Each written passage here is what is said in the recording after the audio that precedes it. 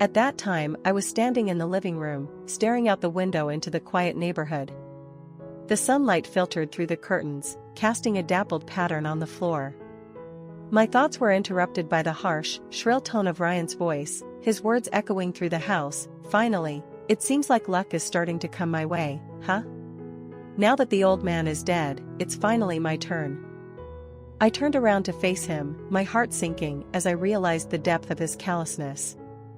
It was shocking, disrespectful, and painful to hear him speak so soon after his father's passing, especially considering that his father had been nothing but supportive of us since our marriage. "Do you even understand what you're saying?" I asked, my voice barely above a whisper, a mixture of disbelief and sorrow thickening my words. "Of course, I understand," Ryan replied with a smug grin, seemingly unfazed. "I'll be taking the land and the fortune you inherited. Quite a lot, didn't you? You've been waiting for this all along, of course." I couldn't wait for him to pass on. He completely misunderstood everything. I could never feel that way about his father or anyone.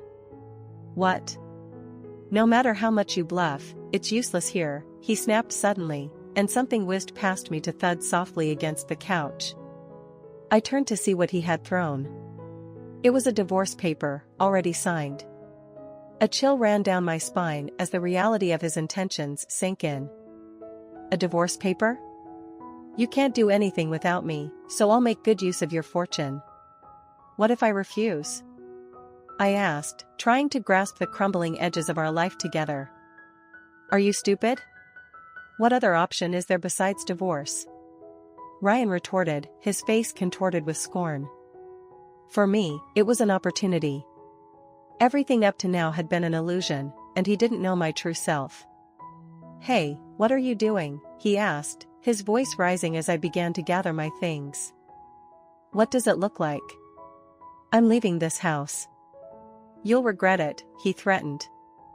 "That's my line," I replied sharply, my voice steadier than I felt. "Wait, you are helpless if you leave." "We'll see about that. After all, your company has deals with my company, doesn't it?" "My company? What are you talking about?" he blustered, but I didn't stop to explain. "You'll find out soon enough. Oh, and don't worry about the divorce paper. I'll take care of it myself."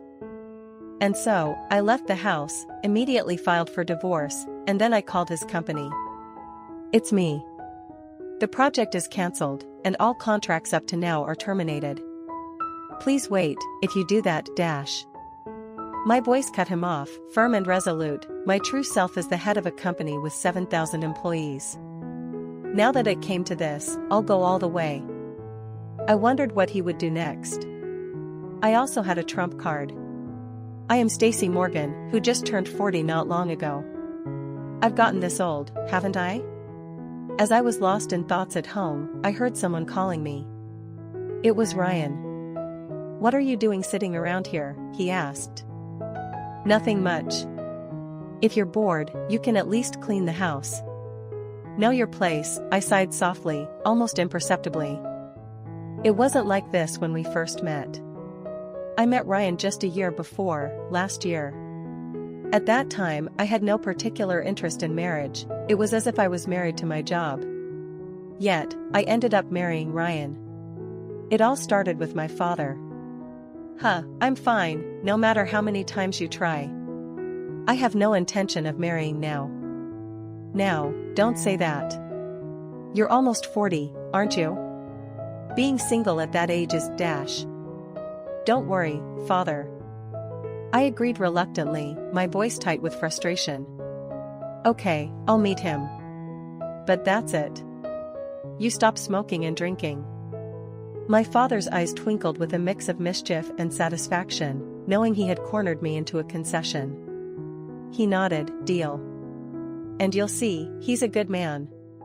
You'll like him." The next day, my father presented the man's photograph. It was of Ryan, captured in a candid moment, seemingly mid-laughter, his eyes bright and face open and friendly. Despite myself, I felt a flicker of curiosity. He did seem pleasant, at least in the photo. The arranged meeting was set for the following weekend at a small, cozy restaurant downtown. I walked in with low expectations, guarding myself against any undue optimism. Ryan stood as I approached, his demeanor polite, his smile easy. "Stacy, it's a pleasure to meet you," he greeted, extending his hand. His voice was warm, his handshake firm but gentle. The conversation that evening flowed surprisingly well. Ryan was articulate and genuinely interested in my career and ambitions.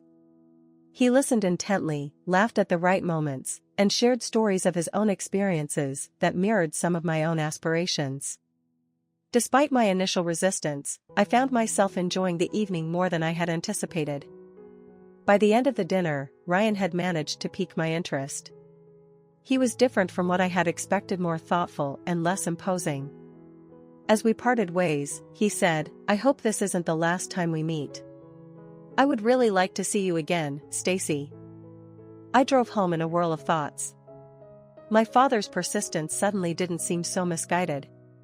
Ryan had left a good impression, and I found myself considering a second meeting. The next day, I mentioned to my father that the dinner hadn't been as dreadful as I had feared. "I told you, he's a good man," my father said with a knowing smile.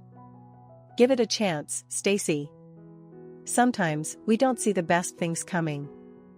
And so, against all my prior reservations, I found myself gradually drawn into a series of dates with Ryan. Each meeting revealed more layers to his personality, his kindness, his humor, his intelligence. It wasn't long before our casual meetings turned into a serious relationship. As months turned into a year, my resistance faded entirely, replaced by a deep fondness and respect for Ryan.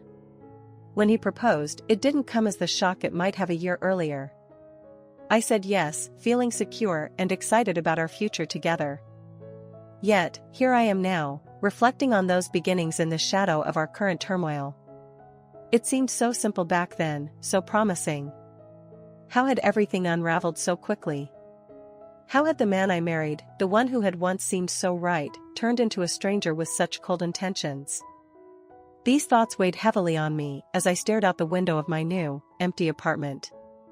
The freedom I had gained felt bittersweet, tinged with the loss of what I had once believed my marriage would be. As I stood outside the guest room, hand raised to knock, I paused, hearing Ryan's voice from within. He was speaking in low, hushed tones that suggested a serious conversation. Curiosity piqued, I leaned closer, trying to catch more of the conversation. "I understand things are going smoothly here." "Yes, don't worry," Ryan murmured through the door. There was a pause, then a muffled response, presumably from his phone.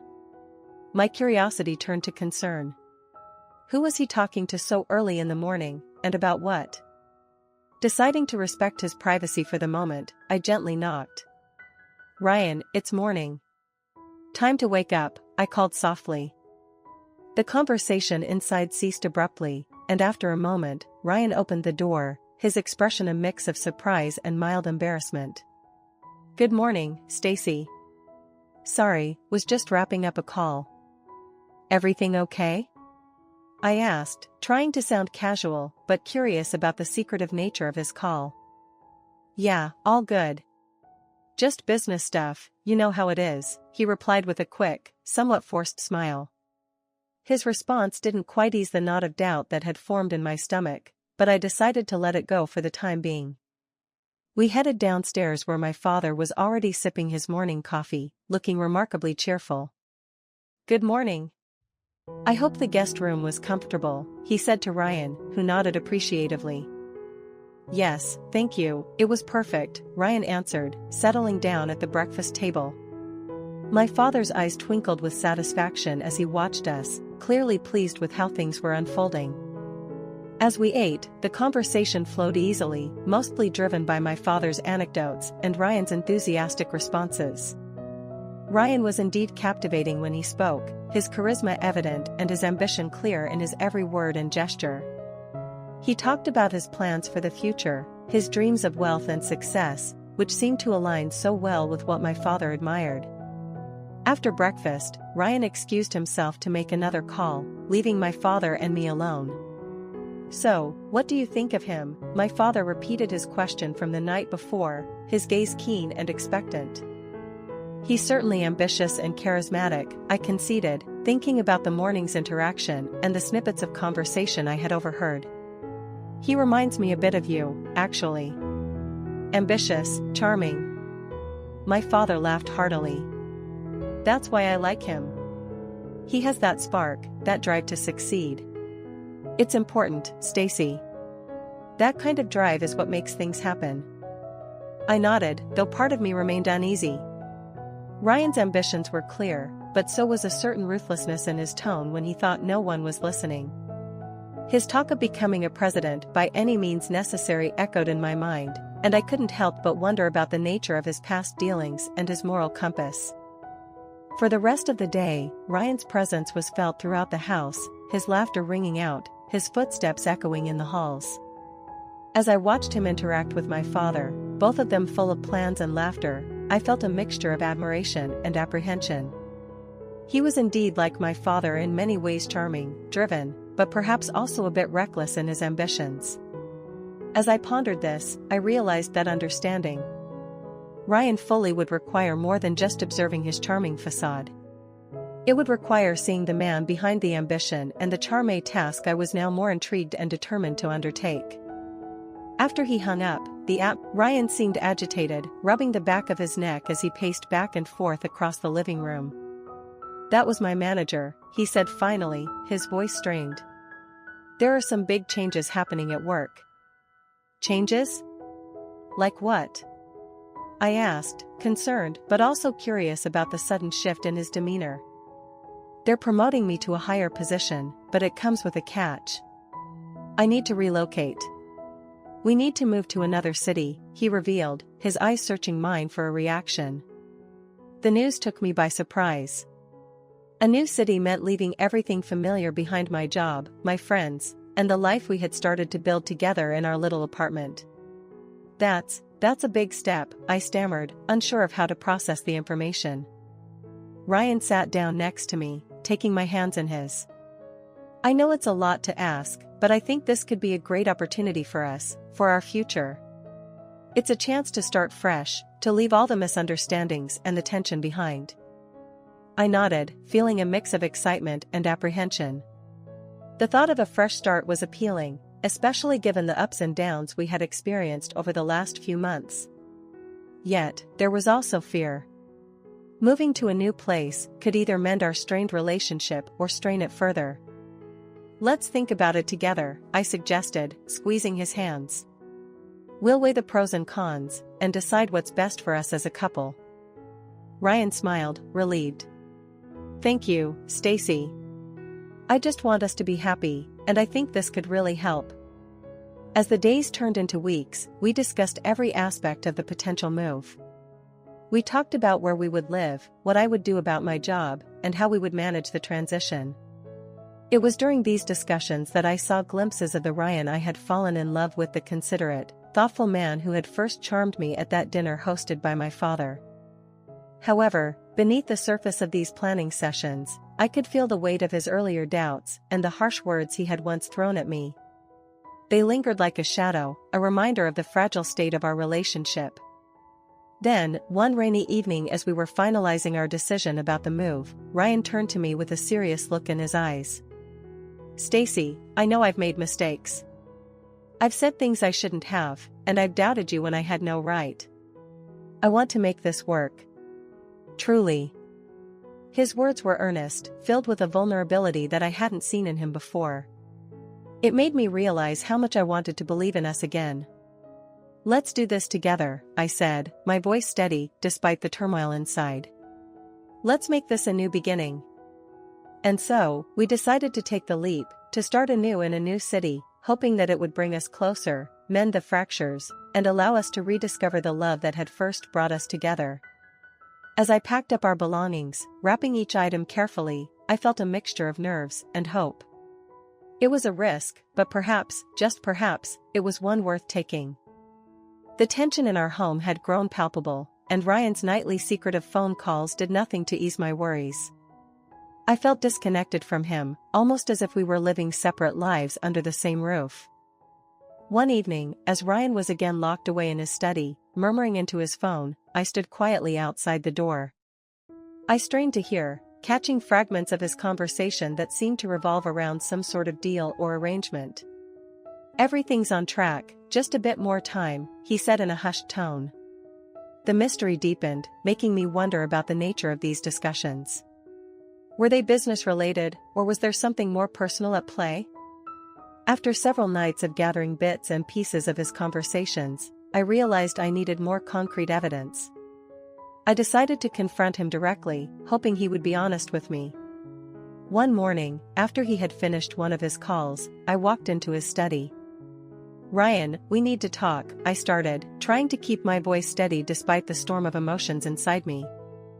He looked up, surprised by my sudden assertiveness. "What's it about?" he asked, his voice guarded. "It's about these late-night calls.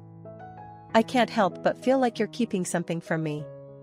It's affecting our relationship, and I feel like we're drifting apart.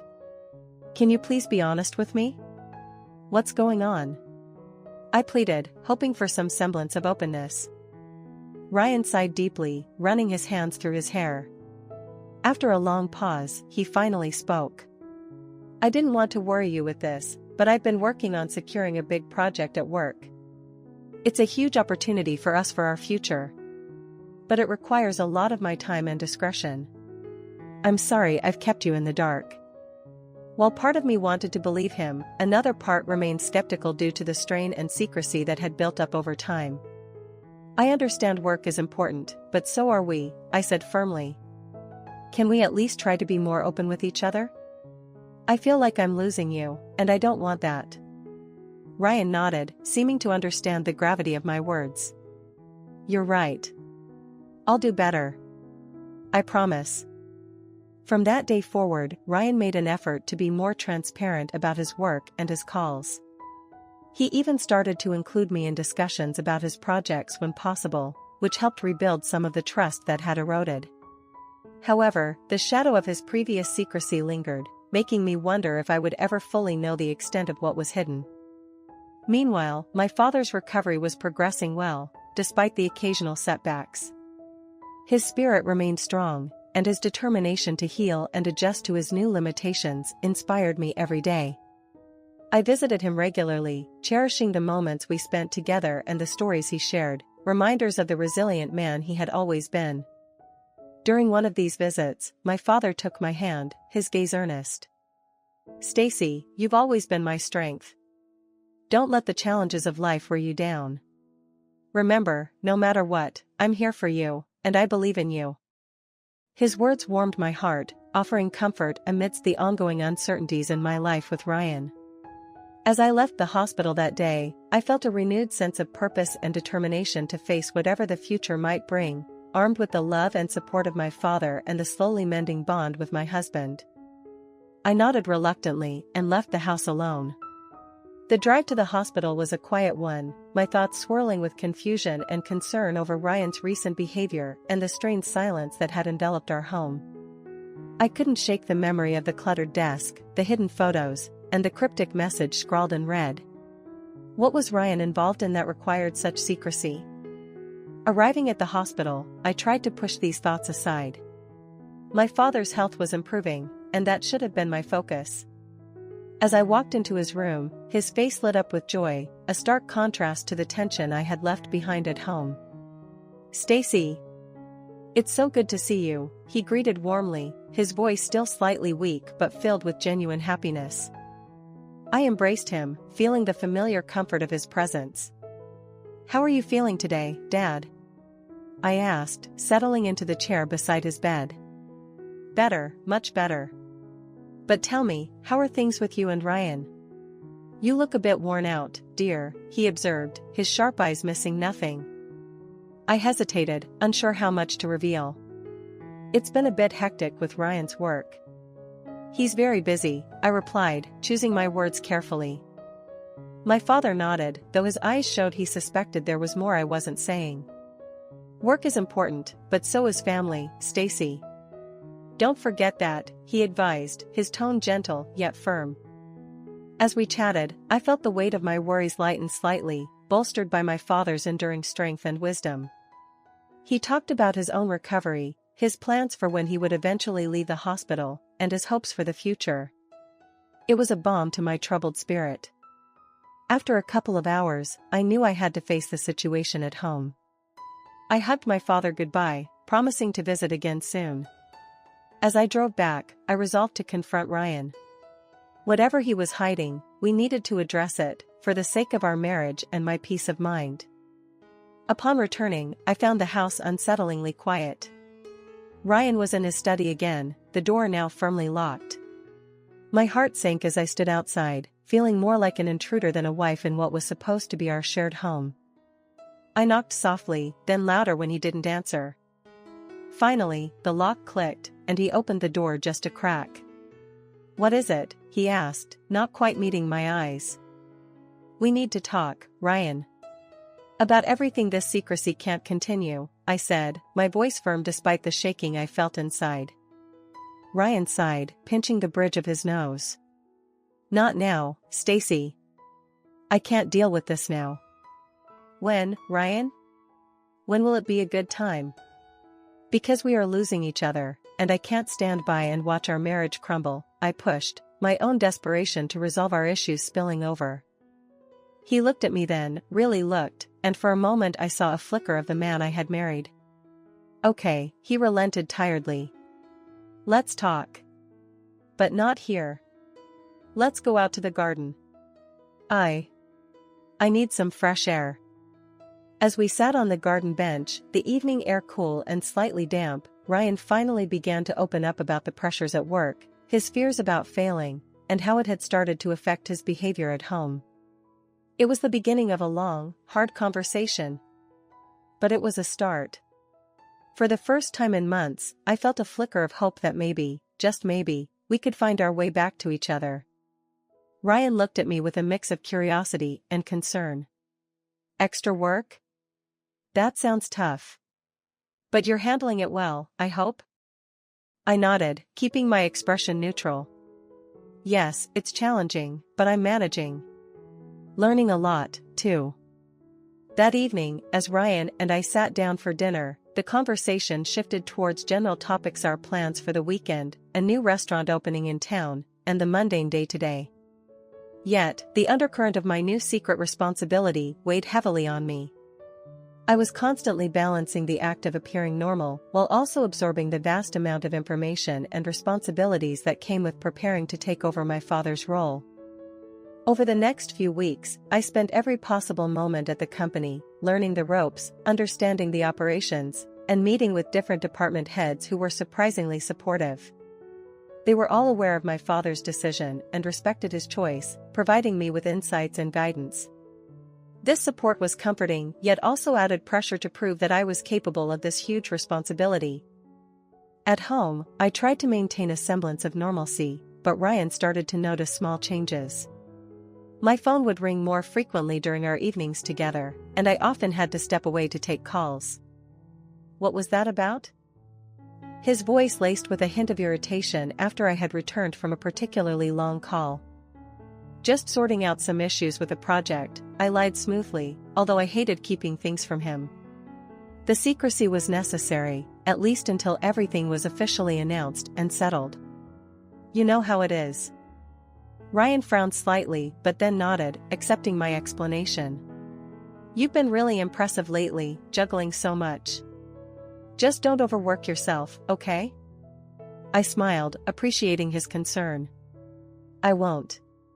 "Thanks, Ryan." As the day of the official announcement drew nearer, my nerves became more frayed. I knew that stepping into the role of president would change everything, not just at work, but also at home.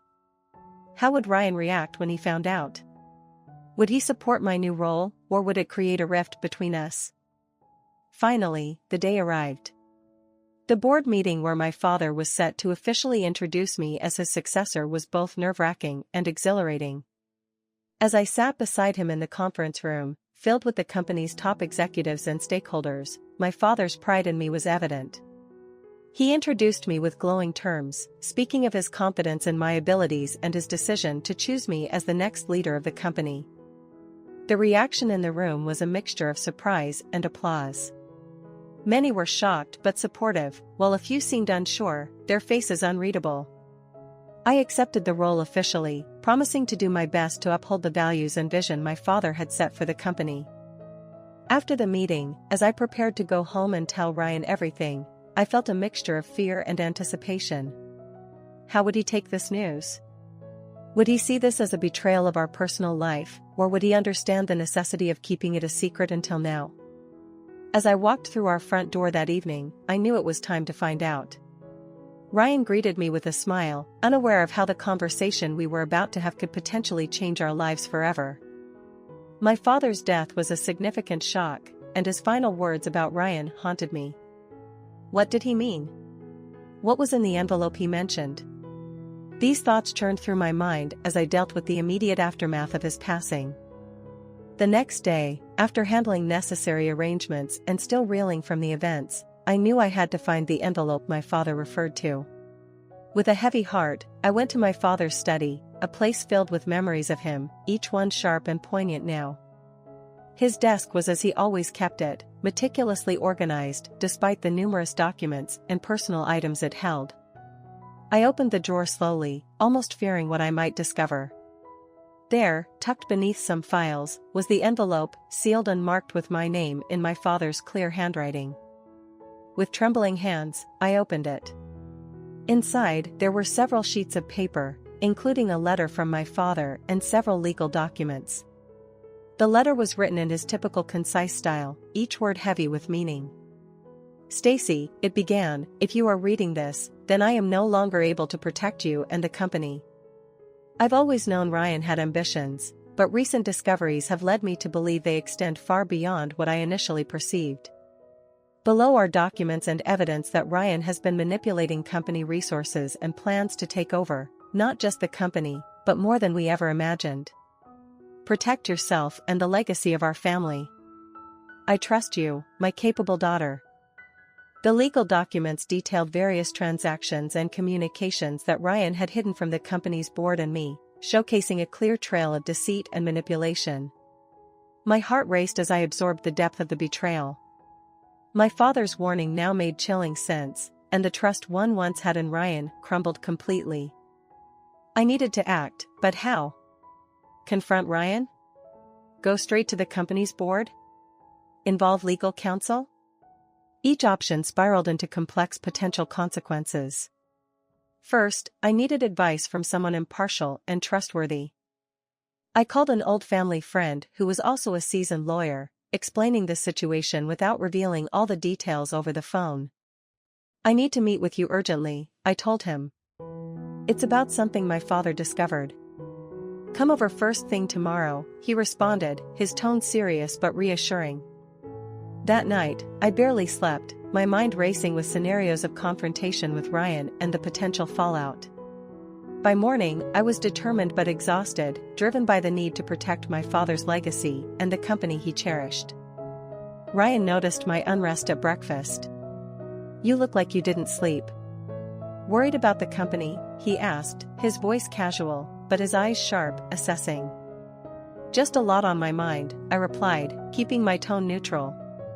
I'll be out for most of the day. Important meetings. Anything I should be aware of? He asked, a hint of suspicion in his tone. Just routine checks. I'll fill you in later, I said, forcing a smile I didn't feel. As I left for the lawyer's office, my resolve hardened. Whatever it took, I was going to stop Ryan and safeguard what my father and I had worked so hard to build. The game was on, and I was more than ready to play. I went to my parents' house with a heavy heart, knowing that I needed to prepare for my father's funeral.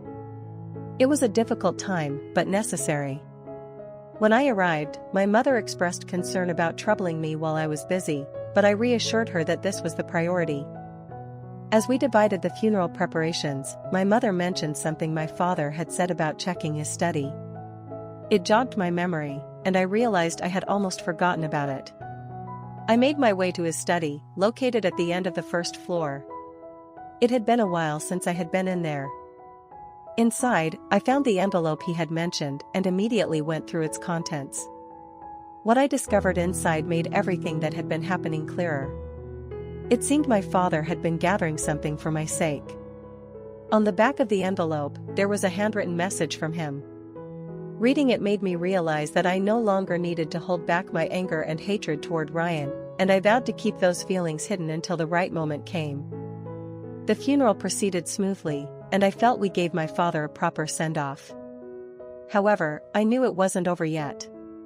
Later, my mother called, and we decided to gather at my parents' house, just the three of us, my mother, Ryan, and me.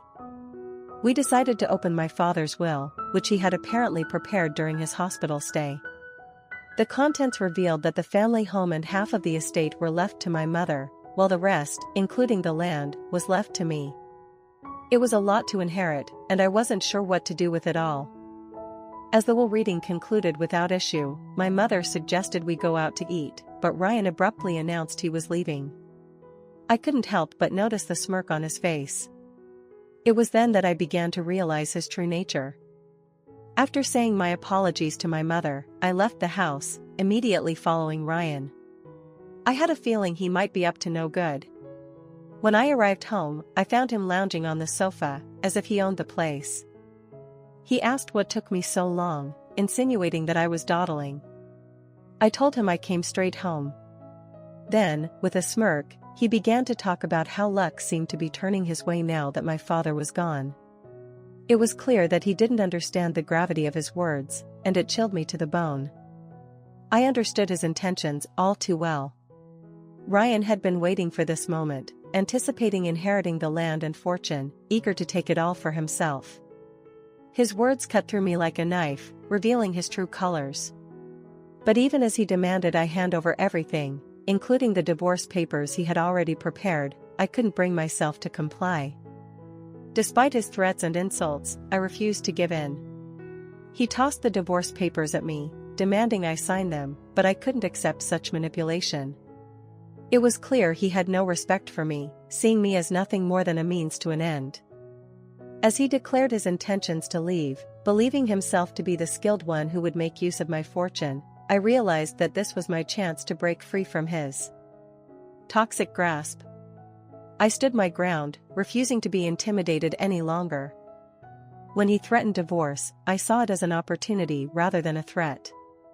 It was the chance I had been waiting for, to escape from his control and reclaim my life. So, without hesitation, I left the house, knowing that it was the right decision for my own well-being. Heading straight to the main street, I called for a limousine to take me to the city hall. There, I wasted no time in submitting the divorce papers, eager to sever all ties with Ryan once and for all. I wanted nothing to do with him or his deceitful ways. With the papers filed, I made my way to a certain place, driven by a sense of determination and resolve. It was time to take action, to reclaim what was rightfully mine and seek justice for the pain he had caused me. Entering the president's office, I knew what needed to be done.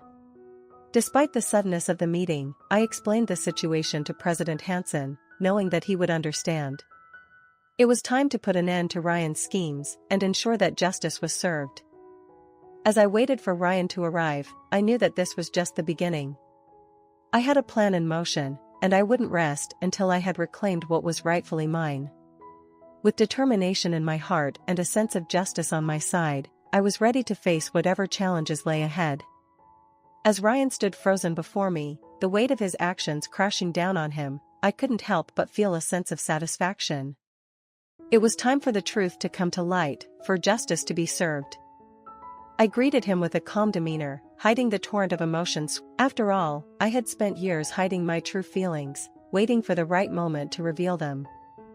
Ryan's confusion was evident as I revealed myself as the president of the company. It had been a secret I had kept from even President Hansen, knowing that it would be too troublesome if he knew.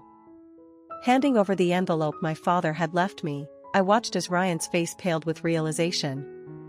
Everything my father had researched and documented about Ryan's illegal activities was contained within those papers.